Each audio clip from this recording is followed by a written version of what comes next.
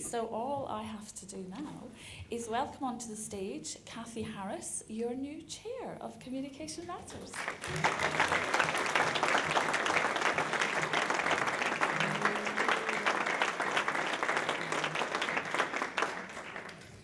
A number of people have said to me, congratulations. I think the congratulations are due to Janice for finding somebody to step into this role. It is a great privilege, but I am under no illusion about the pressure of work that it comes with it, and it's a voluntary role. I will aim to serve you as well as I can. It is a steep learning curve, but it's a privilege to be here. And when I first came to CM, a long time ago, I was just blown away by meeting so many people who shared my passion for AAC, and I hope those of you that are here for the first time particularly will experience that too. Let me just tell you a little bit about myself. For those of you that have no idea who I am, I'm a speech and language therapist by profession, always really wanted flashing lips on the top of my car when I was doing home visits. I'm a huge ABBA fan and wear my white boots at every opportunity. I love pink, love fairy stories, take life in some ways seriously in my work, but hope not to take myself too seriously. And we are 4 generations of Chelsea fans. That's just a little bit about me. I first came to Leicester in 1975 as a student, and I have returned obviously for conference, probably feeling as nervous today as I did on that first occasion when I came back. But it is my great pleasure to introduce our panel this morning, because we are in a period of great excitement and change in the world of AAC. And CM have had a big part in this. And at the moment there's a project going on which we're going to hear about, which is hopefully going to really shape AAC services in the future. And we're going to have a plenary session from the people who are involved in the consortium in England, and a presentation from to update you on what's happening in Scotland too. And at the end of those presentations, we will have some time for questions. So without further ado, I'm going to introduce our panel today. At the end there, Judith, who her name badge says Judith Harris. We're obviously related for this conference. We did actually work together once. So Judith is representing the South Consortium. Next to her is Clive Thursfield. He is representing the Midlands Consortium. Midlands and East, thank you. Next door is Anna Reeves, who is the representative from the North Consortia. Gary is representing the London area, thank you. And Sally on the end is working with Judith in the South region. So I'm going to hand over to you now for your presentation. Can we welcome this panel at this exciting time?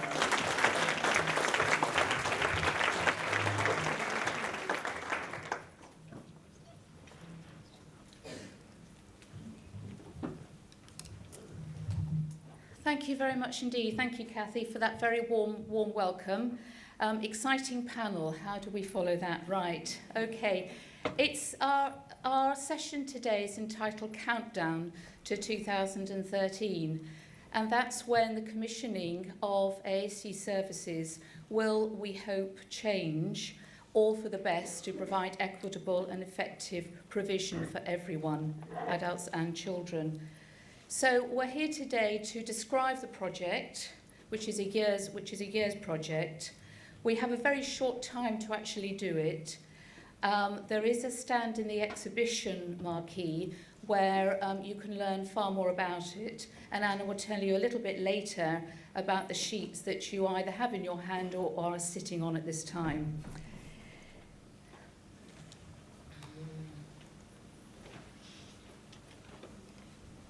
Always press the wrong one.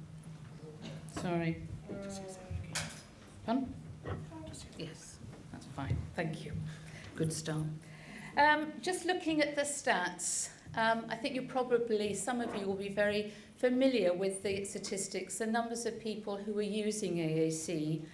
And some of you will be familiar with various reports that have been written over the last couple of years around the prevalence and incidence of the use of AAC. So I'm not going to go through this entirely, but you can see there's a significant number there and an increasing number of people requiring the use of both high and low-tech AAC, and hence the need for AAC services. Particularly, we have a very obvious increase between the 15 and 19-year age range, and that within that decade, there's been an increase of 70%. So that's quite a significant increase. Even though this is funding from the Department for Education, it does apply to adults as well.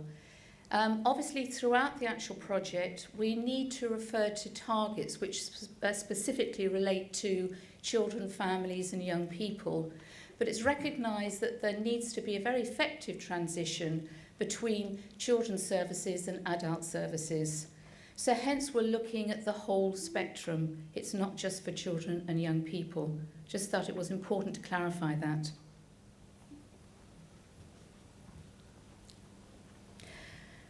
The background to the grant. How did this grant came to be? The department, you'll see that we have the green paper there, the SEN and Disability Green Paper, which was produced in March 2011. Jean Gross was appointed as communication champion over a 2-year period, and her post came to an end in December 2011.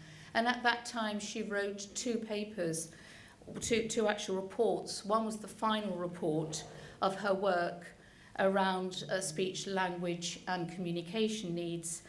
And the other one she commissioned Karen Down from FAST to write, which was specifically looking at AAC services and recommending a hub and spoke model of service delivery.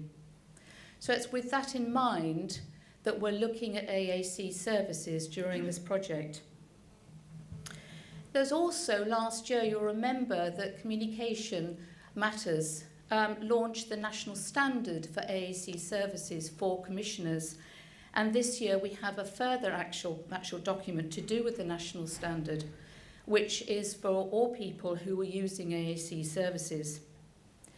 There's also been very successful lobbying over the last couple of years to promote the need for equitable and effective provision for all.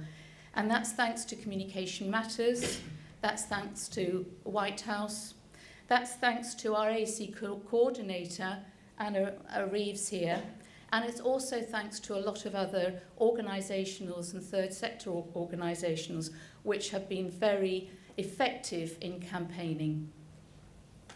So this didn't come out of the sky. This was after a lot of very hard work.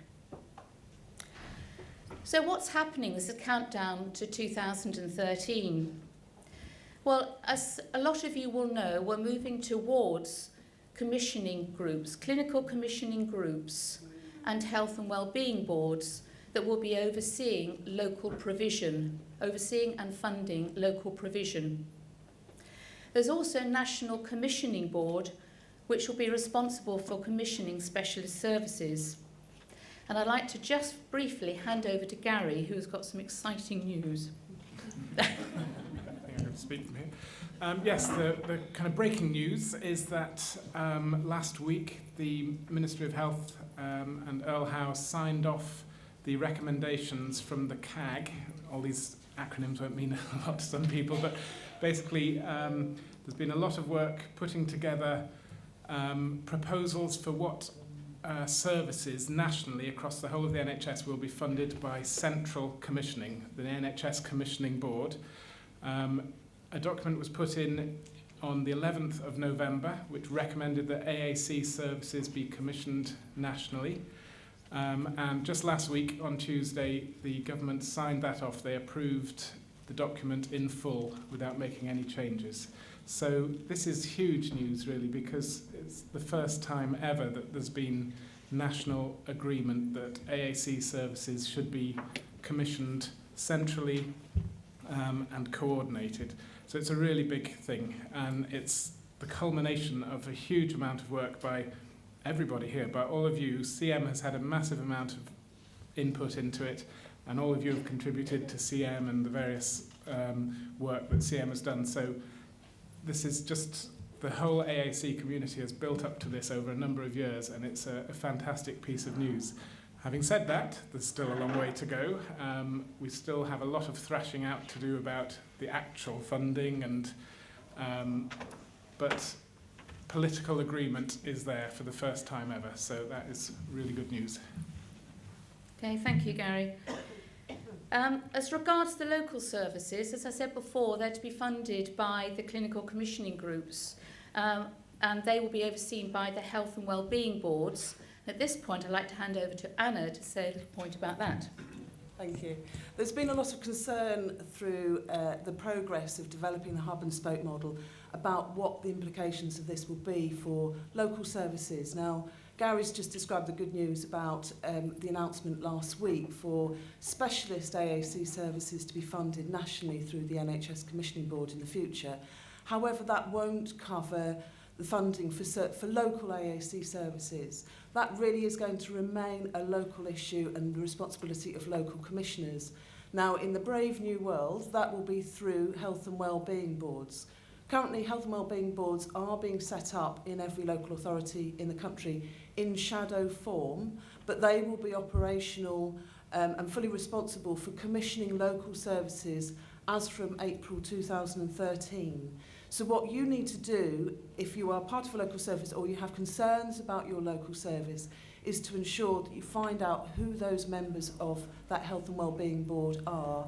In particular, I would recommend you try and find out who the local Health Watch representative is, because they will be the people responsible for ensuring that the voice of the public is heard at the health and wellbeing boards.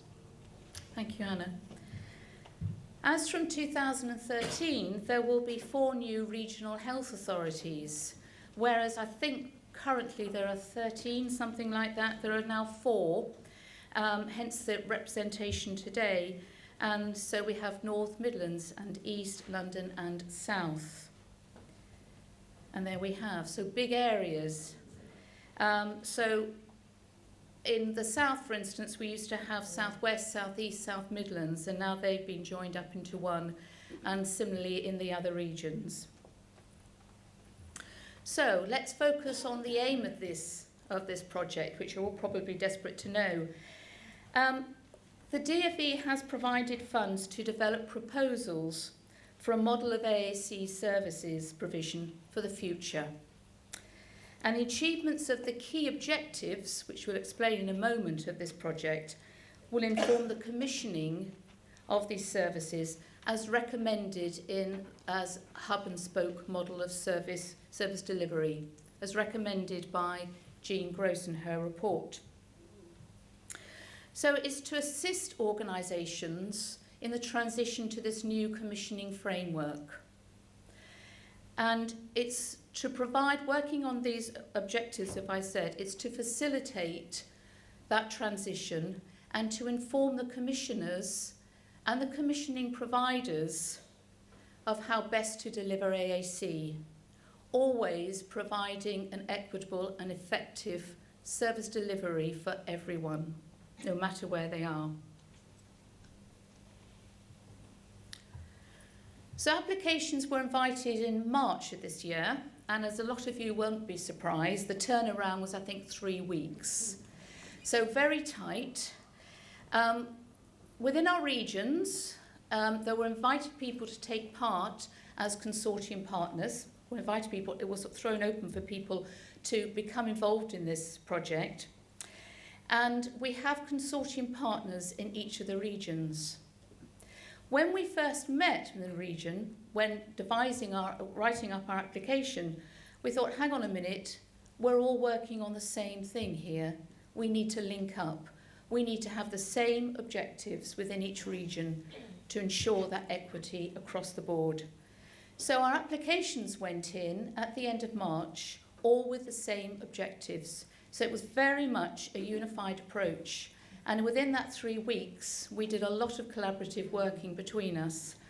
and produced, hopefully, a very united front. We weren't notified about the successful application until well into April, and it will run until March 2013. So the outcome will be reports relating to the 8 objectives, which, as I said, will inform future AAC services.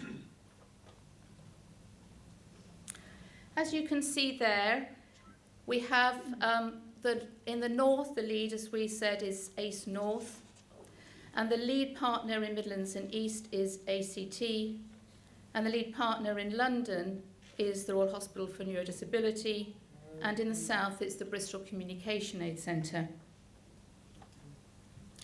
Just to tell you a little bit about the structure, so we have a consortium lead in each region, you can see them here, and then we have consortium partners. And I'm pleased to say I think we've got every consortium partner here today, just looking at the list. So there is representation from all of those consortium partners throughout England. They're all working on 8 objectives, and the funding has provided the provision of project workers. So each region has a project worker, or 2 perhaps, to work on these 8 objectives. And these are these objectives. And as you can see, those in the Feta print are the ones that are taking the lead for the objectives. So as far as stakeholder involvement is concerned, all of the regions are involved in that. As far as mapping is concerned, all of the regions and the north, I think, is taking the lead with that, and so on and so forth, as you can see. So for each of the objectives, and we'll learn about them in a minute, one of the regions is taking the lead, and there are links in the other regions. So there's a lot of joined up working. I'd like that to hand over to Anna, and each region will be talking through the various objectives.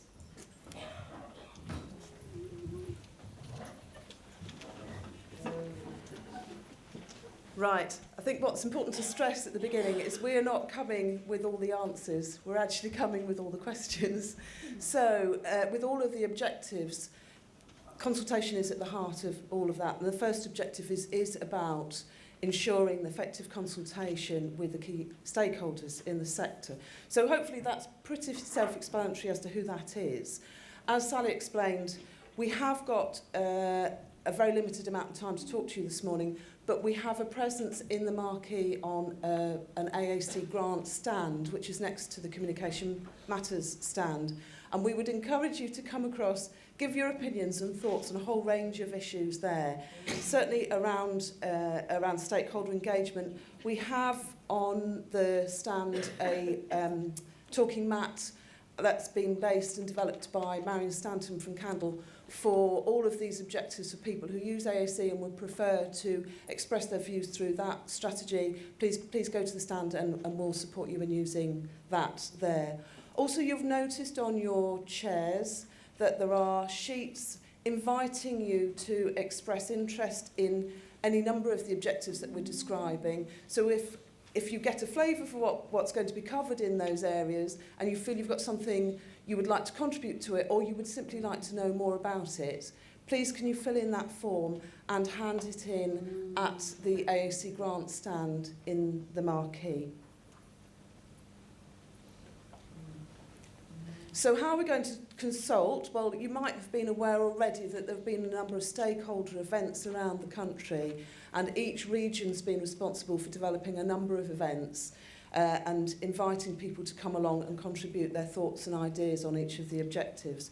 So those activities will continue. Watch out for those in your region.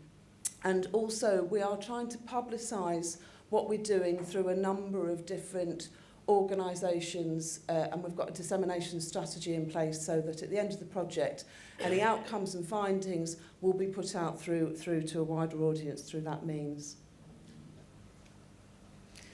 What we need you to do, particularly in relation to this objective, is to help us identify who those key stakeholders are. Now, some of them hopefully are obvious, but there might be people we miss, there might be organisations we don't know about that will help us to reach people who may not necessarily become involved in this activity. So please let us know if you are aware of anybody who we need to approach around this. How do we contact them? How do we engage them? And how do we ensure they feel fully consulted in what's happening? Okay, a little bit of fun for you now. Anyone guess it? Shout it out if you know. Person-centred. Yeah, person-centred. Your sound effects don't work. Never mind. There we go. Okay, well done. Just to keep your brain ticking over while we're going through this. Okay. The next objective 2, is around mapping. Now, this is being developed by Sheffield University in partnership with Barnsley, but it's happening all across the country in all 4 regions. We don't really know at the moment what services exist where, and we haven't really got a very accurate picture of who you are, what you do, what your remit is, what geographical area you cover, what age range you cover, how you're commissioned. There's a whole range of questions there that we need to find out and understand better, partly so that we can ensure your services are better signposted, partly so that we can identify where the gaps are as well. So, you will be finding out over the next few months about a mapping tool that's been developed, and you will be asked to fill that in and submit it. Now, can I just ask how many people here have already filled in the Communication Matters, Research Matters practitioner survey? I know I did it. Right, quite a few of you. Now, the aim of this particular tool is to build on that tool. What we didn't want you to do is end up having to duplicate loads of information. So if you have already completed that form, there will be elements of it that are duplicated in this new one. All we need you to do is to give us your permission to transfer the data that you've already provided us through the Communication Matters, Research Matters questionnaire onto the new one, so that you can then just fill in the additional information that we're requiring through this form. So project workers are being appointed currently to start undertaking that work around the country, and you may well find yourself being phoned up or emailed or contacted by one of those project workers to talk to you about trying to capture the information about your local services and what's provided where. So please make sure that you understand how to get hold of us, how to fill in that questionnaire, and if at all possible, please just give us as much information as you're able to provide. I know, having done the practitioner's questionnaire myself, we're not always that robust at all the data that we need or these questionnaires ask for. They're not always that easy to fill in, but give us what you can and what information you're able to. It would be extremely helpful, and we're very grateful for it as well. Shout it out if you know. Oh, well done. Questionnaire. Very good. Okay. Right. Objective 3 is looking at good practice guidelines. And this is really looking at local services and what good looks like. Now, there are a lot of materials already available, lots of guidance that is very helpful. What we would like to know from you is what is useful already, and ideally for you to share that with us. So if you have good documents in place, we would really appreciate you sharing those with us so we can understand what makes it good. Is it the length of it? Is it the quality of the information? What kind of detailed information is required? How is that helpful? Who is it helpful to? So that at the end, we hopefully will have a tool that can help where there are gaps in services to establish them and get them going to develop good local services around the country. So what we need from you is a good understanding of what there is, who they're for, and what information is provided. So if, again, you're interested or you have information on that, please can you share it with us on the stand, put your details onto the forms on your chairs, and we'll try and capture that from you. Shout it out. Anyone can guess that one? Standards, well, oh, you're getting good at this. Too easy. Okay. This next one is quite a challenging one. How do we ensure there is a national care pathway? So wherever you are in the country, you can access services in the same way as anyone else. We're all very familiar with the existing postcode lottery of provision, but we need to understand what we want in place for the future instead. The proposals that are going forward, particularly in light of this announcement last week, is for a hub and spoke model. Now, that assumes that some services, i.e. hubs, will be funded through central funding arrangements, and they will be to provide specialised AAC services, and that there will be local services to support that, hopefully funded through local commissioning arrangements overseen by health and wellbeing boards.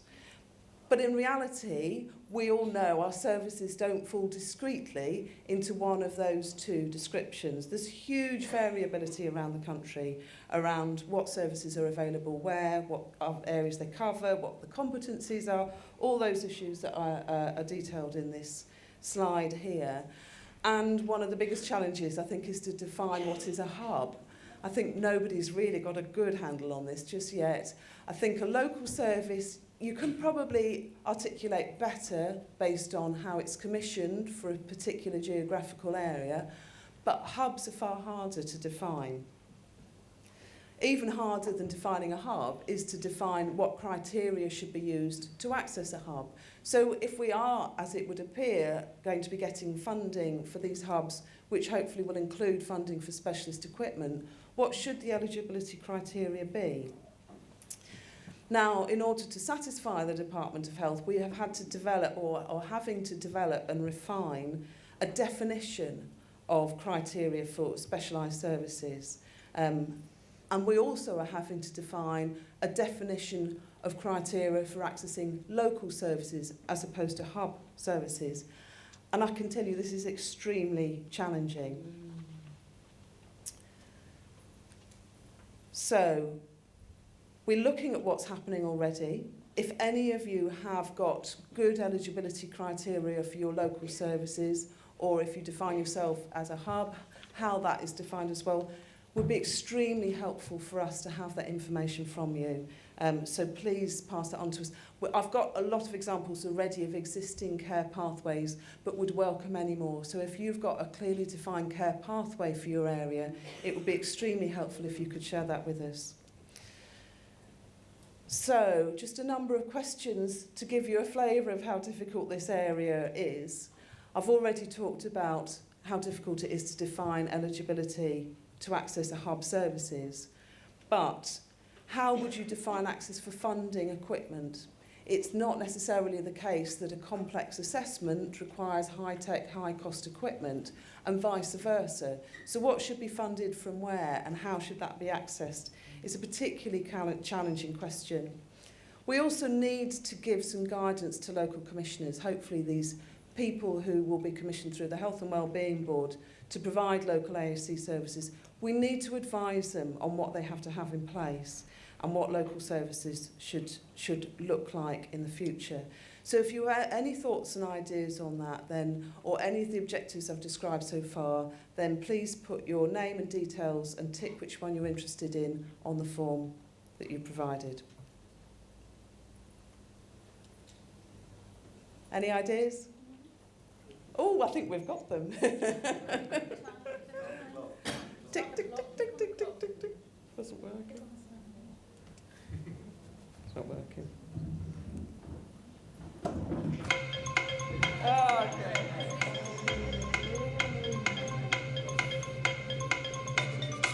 Got it yet?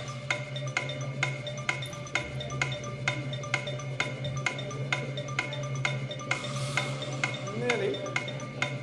I think I heard it there. Intervention, someone said. Intervention. We got you on one. I think someone shouted it out, one person.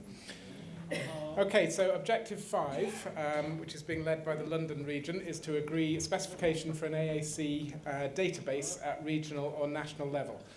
Obviously, database is a bit of a dirty word in the NHS at the moment, I think, having spent, mere 11 billion or something and not got very much back for it, but we're hoping to spend a little bit less than that. And when we say database, we're kind of looking at all data collection, really, what data is needed.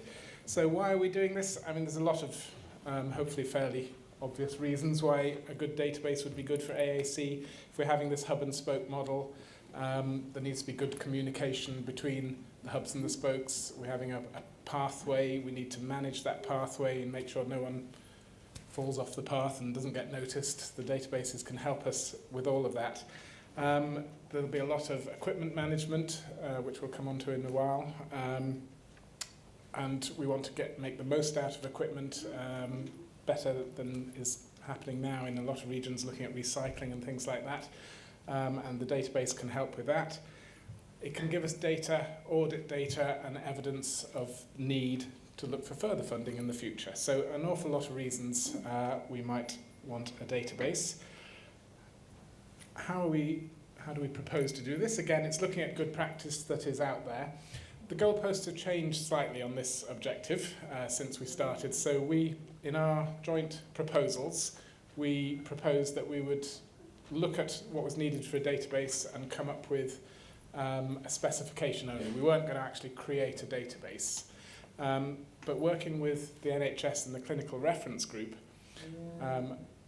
things have changed a little bit. So just to stress again that the DFE project and the NHS clinical reference groups are two separate things, but very much overlapping. So some of us on the panel here are on the clinical reference group, and everybody on the panel has been involved in, and indeed in the wider communication matters, has been involved in vetting the documents that have gone to the clinical reference group.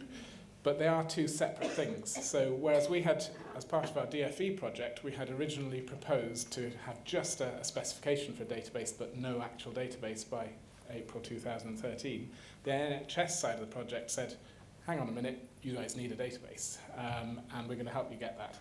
And that is, so the clinical reference group that we're working on isn't just AAC, it's AAC, wheelchairs, environmental controls, prostheses, and it was originally orthotics, but they've decided to go completely local.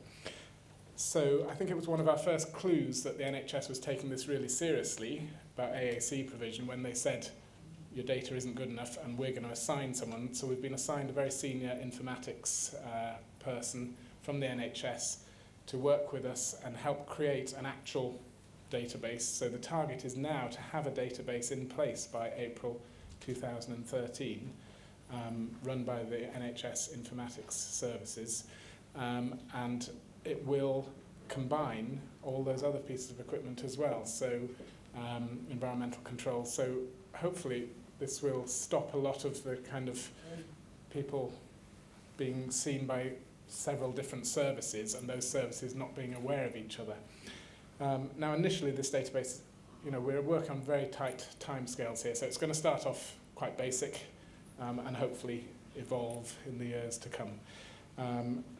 So we will still be feeding into that, so we're still looking at what kind of data is needed, how the database can help AAC specifically, and we will provide a specification. Some of those things will be implemented hopefully in the first version of the database. Some of those things might need to wait a bit longer until they get into the database. So that is the database objective. Here is another one for you. Yes, very quick, very quick. Didn't even get to the music. Oh well. Data protection. There we go. I will now hand over to Clive.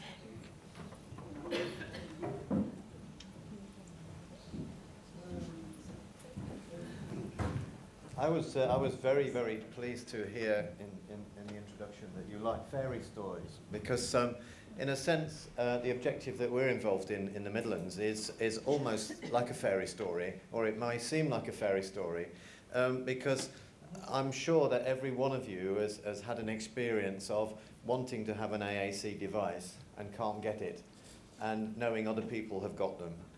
And you've also got one that's broken and you don't know what to do with it.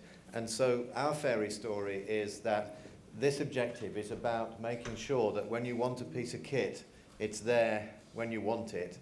When you don't want it anymore, it's not sitting in your cupboard doing nothing. And when it's broken, it's going to be mended, and it's going to be ready for you. And those pieces of equipment that we're not using at the moment are being made available for somebody else to use, so that we get maximum use of the equipment all over the place. And so that's what this objective is about. It's trying to put all that into place. So why are we doing this? Okay, we want to make the best use of the equipment that we've got and provide it in a timely way and in a cost-effective way. Another dimension to this, of course, is that, as we well know, technology in this area is extremely expensive, and there are good market and commercial reasons for that. But we need to explore whether, if we're having a whole systems approach, whether we can actually address some of those costs, when some of those costs could be mitigated in the sense of looking at how the procurement is done. There is a massive machinery in the NHS for procurement, and interestingly, I've just come to discover that in social care, there is an even bigger procurement mechanism there, where there are many models of procurement, and we need to be looking at how are we procuring equipment for our best advantage, and that's what we've done. Can we utilise economies of scale? Can we bring the equipment to a level of purchase which is going to make it more widely available? Can we recycle the equipment so that it's not being wasted and not being in cupboards? So, how do we propose to do this? We want to find out from you who's doing what that's good, so that we can learn from that. How are you managing your equipment? We want to investigate whether we can get excuse me, service line agreements in place with other places. I mean, I'm very fortunate in ACT that we have a technical backup team that can deal with the things, but not everybody has that. We're not going to be able to provide everybody with a workshop, but everybody has rehab engineers working on wheelchairs close. Everybody has hospital engineering departments that are working close. So how do we link all these things up so that we can actually maintain this equipment in a better way? Clearly, we need to establish what standards there are, and Gary's already mentioned the database, which is going to be a central tool for making all this happen. So what do you need to do? Much the same as you've heard already, we need to hear from you about how you manage your equipment. We need to know what your capacity for managing equipment, maintaining equipment is. We need to know about your local services. We need to know if you've got good links with your local wheelchair service, with any other service that's got technical backup facilities, so that we can work together and provide all this. And if you've got good ideas about how we actually get the supply system working best and to our advantage, then we need to know that. So, oh no, I don't care. I'm going to play this anyway.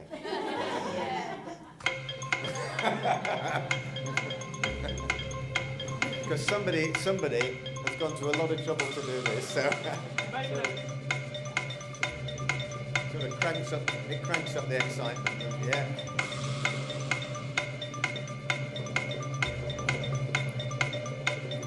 Try and make a lot more words.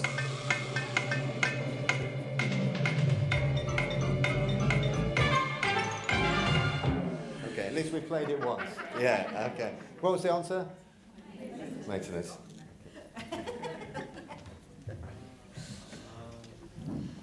Okay, so the next bit is about using remote technology to deliver AAC services.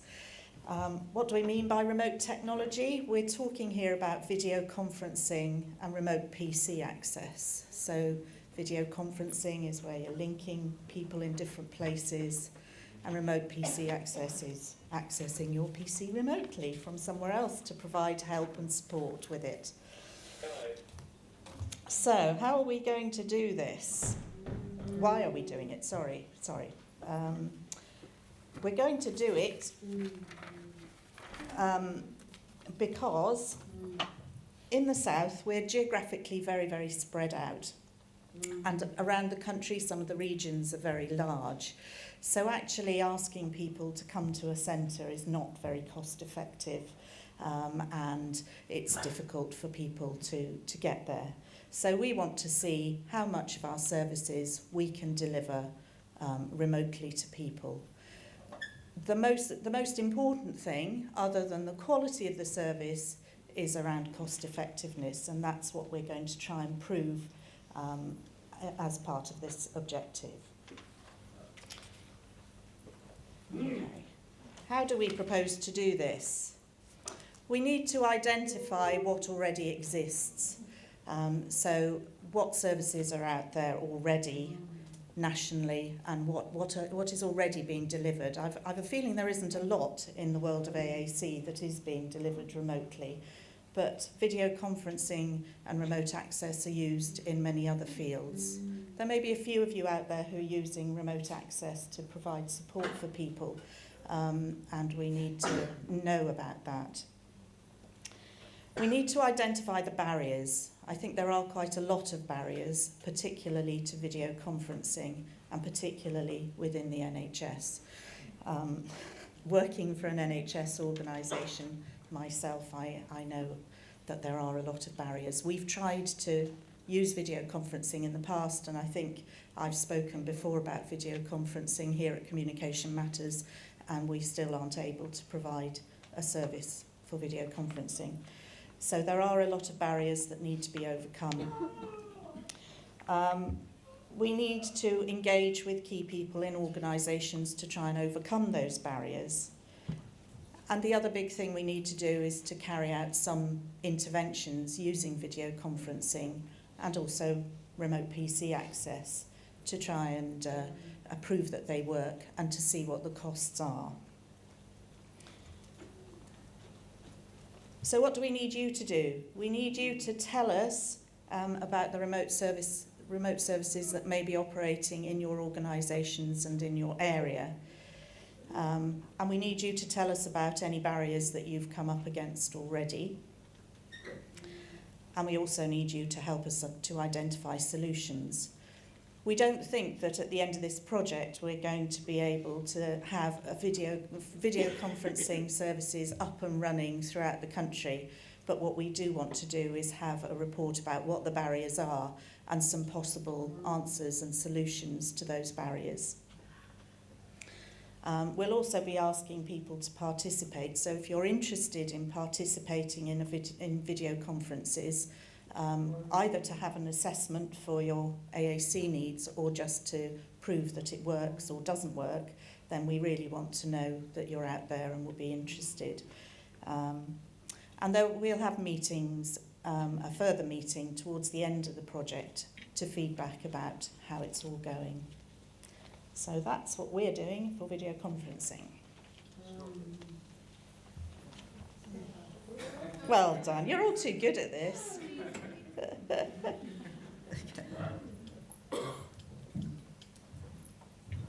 Okay, me again. So Objective 8 is being led by London. Now this is actually UCL, University College London, is one of our consortium partners in London, and this objective is being led by Mike Clark and Stephen Block at UCL. But just to reduce the number of people sitting on stage here, I'm presenting this one. So it is to establish a profile of variation in current national AAC training and learning provision and resources. Very academic term, profile of variation. Basically, we want to find out what training and learning is going on out there in AAC and where there are gaps and where it varies, really. And we want to do this because if we want to provide an equitable service across the whole country, if we don't want to have a postcode lottery, then we need to make sure that our staff across the whole country are of equivalent kind of levels in training, and they've got the same skills in assessment. So what this objective isn't looking to do at this stage is to propose an actual kind of syllabus, that kind of thing. So we're looking at really what's happening now. There's other projects going on about competencies and things like that, primarily through CM. So this objective is really looking at what's happening now and where there are gaps. So it won't be coming up with, you know, the actual syllabus people should be learning and getting trained in. So we're going to do it by a questionnaire or a survey, I believe it should be, to people working in AAC at the moment, to find out what kind of training and learning they've had and their perception of what kind of training and learning they need. So, again, what we need you to do is participate in the surveys and questionnaires that will come your way. Come and talk to us on the desk or get in contact by email and give your thoughts and ideas on how this should work, and ensure your services are made known to all of our teams so that we can get to you with our surveys and questionnaires. And that's it, really. So, one final... yay! Very good. God, you're so quick. We'll make them harder next time we do this, I tell you. Okay, knowledge, yeah. So that really brings us to the end of our presentation. This is a really exciting time for AAC. There's so much going on, and it is really, the key point to stress is it's the culmination of so much work by everybody in this area. So many reports over the years that everyone has contributed to have built up. It's almost like a mountain, an avalanche that the government can't resist anymore. And it's from all of us, all of you, putting stuff into this, campaigning and annoying people and pestering MPs and all that kind of thing has led to this point where we are now. And there's still a lot of work to do, but we're at a really good, it's looking really good now. We still need to keep up that work. So get involved in this. Come and tell us what you think. Have your voices heard. Keep up the pestering, and we can get somewhere really good with this AAC service provision. Thank you very much.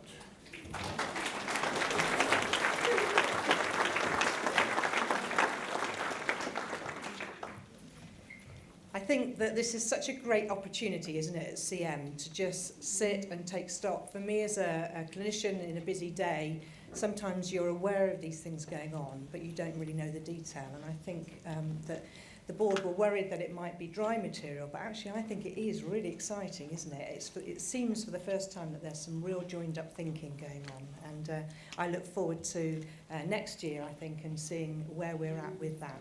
We've got a few minutes for questions before our next presentation. Can I have one of the trustees just take the mic round, please?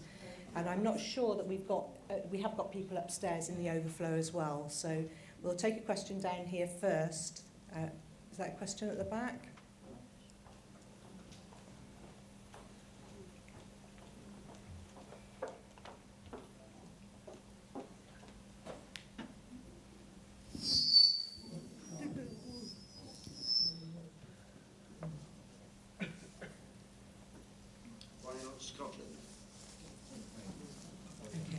So why not Scotland? Okay.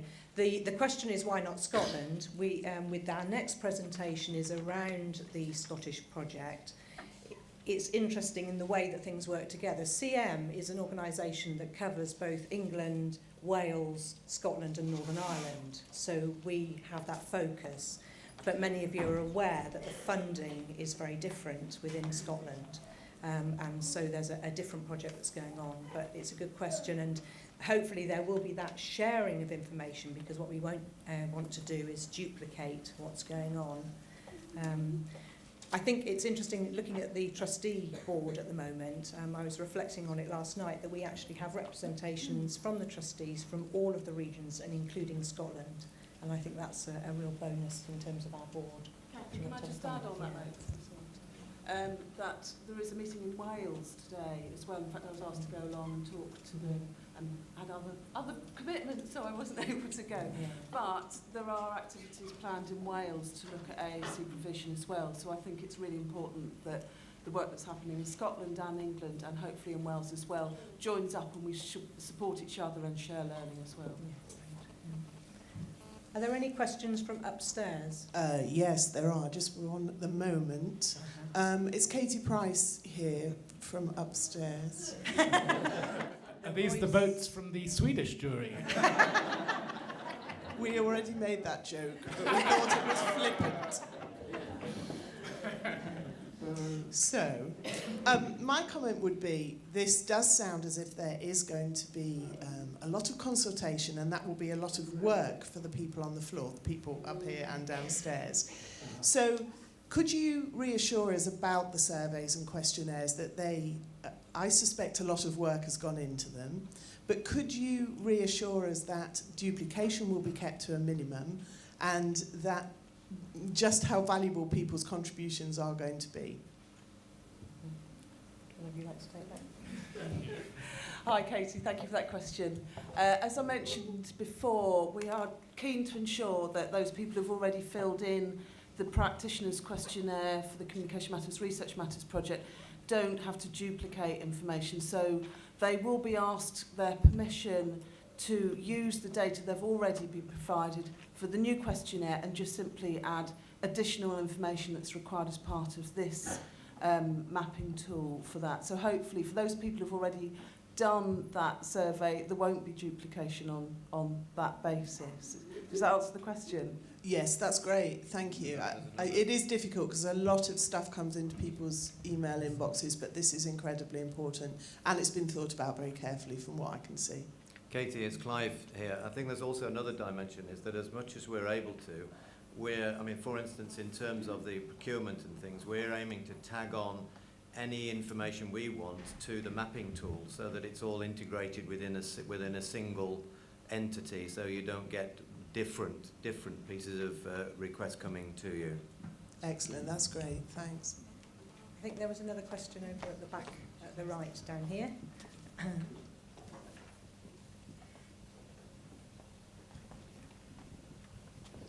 Yes, I was wondering what plans there are to do something about a resource library or better sharing of resources. Quite often I'm having conversations with people admitting that everybody's reinventing the wheel in terms of vocabularies, and particularly with children's services about curriculum, resources and so on. We hear about the equipment banking, which is a great thing to improve, but we also need to do something about the resource banking. And anything in that in the plans? That's a good point. I think I would have to say that I'm not sure we're focused on that. And thank you for bringing it up, because I think we need to take that away and think that through. And thank you, that's a really valuable addition. Thank you. Any more questions from upstairs? Hi, I've got a question. It's Cheryl Hanson.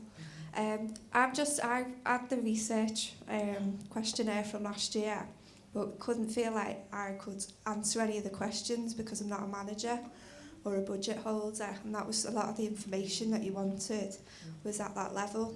What my question is whether, now we've got political backing, is that it's going to be mandatory for NHS trusts to respond with this information, and whether or not they're going to encourage them to prioritise it.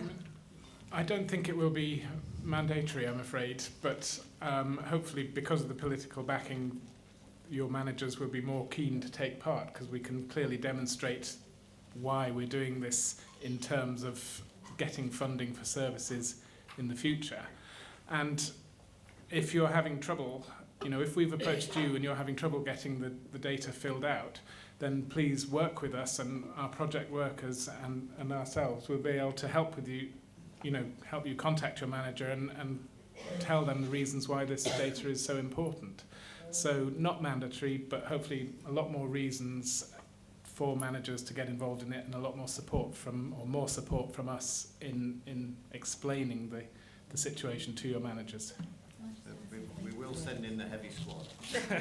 Can I just say that each Region 2 is actually developing a database of stakeholders, and an awful lot of names on the stakeholders are speech and language therapy managers, and our project workers or ourselves are actually talking to those managers. I know that there's a vast range of head teachers, etc. as well.